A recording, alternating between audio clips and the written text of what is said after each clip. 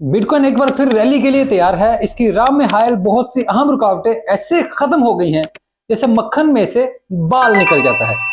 Microsoft जैसे इदारे भी बिटकॉइन को अपनी ट्रेजरी में शामिल करने के लिए अब बोर्ड मीटिंग का इंतजार कर रहे हैं। ये सब बताता है कि हम अगले साल पैराबोलिक बुल रन में शामिल हो जाएंगे। तो आए इस अहम तरीन मौजू पर बात करते हैं। मैं हूं अली रेहान, आप देख रहे हैं crypto Baba. Let's dive deep.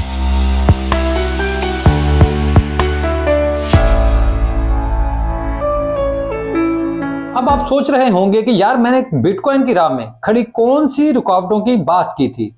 तो इस वक्त दुनिया भर में वर्ल्ड वॉर 3 की कहानी शुरू की जा रही थी। लेकिन देखें, जैसे मैं पिछली वीडियोस में भी कह रहा था कि दुनिया किसी भी तौर पर इजराइल और ईरान को ऐसे हालात की तरफ नहीं जाने देगी जहां दुनिया की इकोनॉमी में एक बार फिर कोई मसला बने और वो बैठ जाए।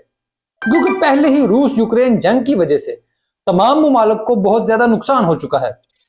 ऐसे में एक बार फिर नए नुकसान को उठाने के लिए कोई भी तैयार नहीं।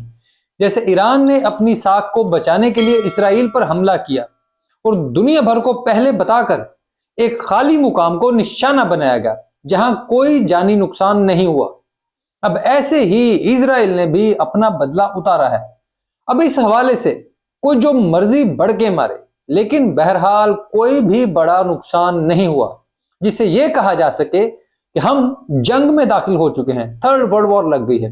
बल्कि लोग ये कह रहे हैं कि अब दोनों के दरमियान मामला खामोश हो जाएगा, ठंडा पड़ जाएगा, जो दुनिया भर की फाइनेंशियल मार्केट्स के लिए बहुत ही अच्छा है। फिर दूसरी चीज टेथर का मसला था कि पहले यूएन और फिर यूरोपीय यूनियन यूएसडीटी के खिलाफ कार्रवाई कर रही थी। फिर हमने अमेरिका से भी खबर देखी कि टेथर के खिलाफ कोई बहुत बड़ी इन्वेस्टिगेशन चल रही है।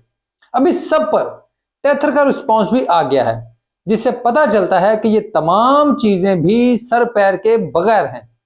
ये वही इन्वेस्टिगेशंस हैं जो पहले ही अमेरिका या यूरोप में चल रही हैं। इनमें से कई पर पहले ही कार्रवाई हो चुकी है। यूएसडीटी में अब तक 1.4 बिलियन डॉलर की पेमेंट्स हैं जिन पर शक था और उनके खिलाफ कार्रवाई जारी है। उनमें से कई पेमेंट्स को तो कंपनी ने खुद मशकूक समझकर रोका और एजेंसियों को बताया कि कार्रवाई करें। इसी वजह से बुनियादी तौर पर जो भी बातें थी जो सनसनी फैलाने के लिए की गई और मार्केट पर उनके हवाले से जो भी फर्क आना था और आ चुका है, यानी इस हवाले से मजीद कोई बड़ा फर्क नहीं आना।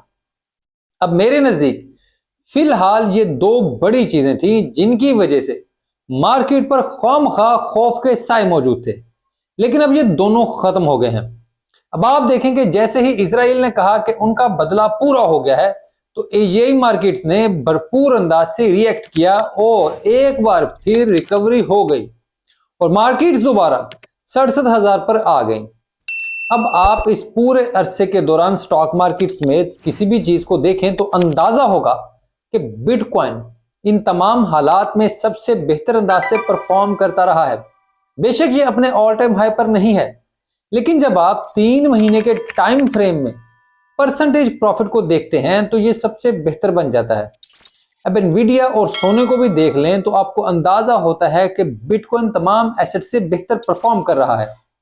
अब जैसे ये दोनों रुकावटें भी खत्म हो गई हैं, तो मुझे लगता है कि अब हम बिटकॉइन की प्राइस में थोड़ी बहुत रैली लाजमी देखेंगे। अगर लॉन्ग टाइम फ्रेम कर बात करें तो मैं हमेशा की तरह बिटकॉइन और क्रिप्टो मार्केट्स पर बुलिश हूं। आप माइक्रोसॉफ्ट को ही देख लें, जहां वो अपनी अरबों डॉलर की ट्रेजरी का कुछ हिस्सा बिटकॉइन में तब्दील करने पर गौर कर रहे हैं। पहले तो बोर्ड मेंबर्स ने प्रपोजल नहीं माना, लेकिन फिर उन्होंने इसको अपने शेयर होल्डर्स को दे दिया। अब जिस पर दिसंबर में वोटिंग होगी। अब बुनियादी तौर पर कुछ बोर्ड मेंबर्स चाहते हैं कि एफिलिएशन और लॉन्ग टर्म स्ट्रेटेजिक रिजर्व के लिए कंपनी के कुछ पैसे और उनके कुछ हिस्से को बिटकॉइन में रखा जाए, क्योंकि ये सबसे बेहतर एसेट है और वैसे भी टेक्नोलॉजी फर्म के लिए अब ब्लॉकचेन से दूर रहने का कोई भी इम्कान नहीं है। अब अगर आप नहीं जानते तो ब्लैक रॉक, फिडेलिटी समेत बिटकॉइन से मुंसलिक बड़े इदारे माइक्रोसॉफ्ट के शेयर होल्डर्स हैं और उनके वोटिंग राइट्स इतने बड़े हैं कि ये किसी भी प्रपोजल को पास करने में बहुत अहम किरदार अदा कर सकते हैं। इसी वजह से मुझे लगता है कि माइक्रोसॉफ्ट के हवाले से ये प्रपोजल पास हो जाएगा। माइक्रोसॉफ्ट अब एक बड़ी कंपनी है, लेकिन इसके कैश रिजर्व दुनिया के कई ममालिक से ज्यादा हैं। अगर इसके लास्ट सिक्योरिटी एक्सचेंज कमीशन की फाइलिंग को देखें तो आपको मालूम होता है कि इसके पास 75 अरब डॉलर से ज्यादा का कैश मौजूद है, जो हर वक्त इस्तेमाल के लिए है। अब इसमें से अगर 10% बिटकॉइन में तब्दील किया जाए तो ये 7.5 अरब डॉलर हैं, 7.5 बिलियन डॉलर। इसका मतलब है कि शायद माइक्रोसॉफ्ट दुनिया भर में बिटकॉइन रखने वाली सबसे बड़ी कंपनी बन जाए। अब मेरा ख्याल है कि पहला प्रपोजल है तो ये लोग इब्तदाई तौर पर सिर्फ 1% पैसा ही बिटकॉइन में डालेंगे, लेकिन ये फिर भी 1 अरब डॉलर के आसपास होगा। तो भी ये बहुत बड़ी कामयाबी होगी, क्योंकि इसके बाद दुनिया भर में ये ट्रेंड चल पड़ेगा। तमाम कंपनियों के शेयर होल्डर्स अपनी कंपनियों पर जोर डालेंगे कि वो भी रिजर्व में बिटकॉइन को रखें।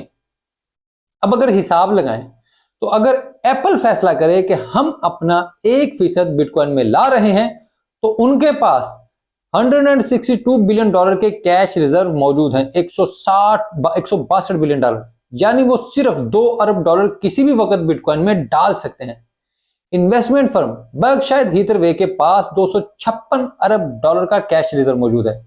गूगल के पास 100 अरब डॉलर का रिजर्व मौजूद है। Amazon के पास इस वक्त 87 अरब डॉलर के रिजर्व्स हैं। अब ये इतने बड़े पैसे हैं जो दुनिया के 80% से जायद कौमों के पास पड़े पैसे से भी ज्यादा हैं, बल्कि 80 भी नहीं, 90% से ज्यादा ममालिक से ज्यादा पैसा इनके पास है। अब इन सब में से 1% भी आए तो बिटकॉइन बड़े आराम से 1 बिलियन डॉलर पर जाकर बैठ सकता है। लेकिन बहरहाल अब ये बहुत जल्दी है, लेकिन मुझे लगता है कि माइक्रोसॉफ्ट की जानब से अगर ये सिलसिला शुरू हुआ तो बाकी तमाम कंपनियों पर भी प्रेशर आएगा और वो भी शायद इसी तरफ गौर करने पर मजबूर हो जाए। तो खैर ये थी आज की वीडियो। उम्मीद करता हूँ आपको ये वीडियो अच्छी लगी होगी। अगर ऐसा ही है तो वीडियो को लाइक जरूर कीजिएगा, कमेंट में अपनी राय से भी आगाह कीजिएगा, और चैनल अब तक सब्सक्राइब नहीं किया तो बराए मेहरबानी छोटा सा क्लिक कर दें, हमारा बहुत भला हो जाएगा।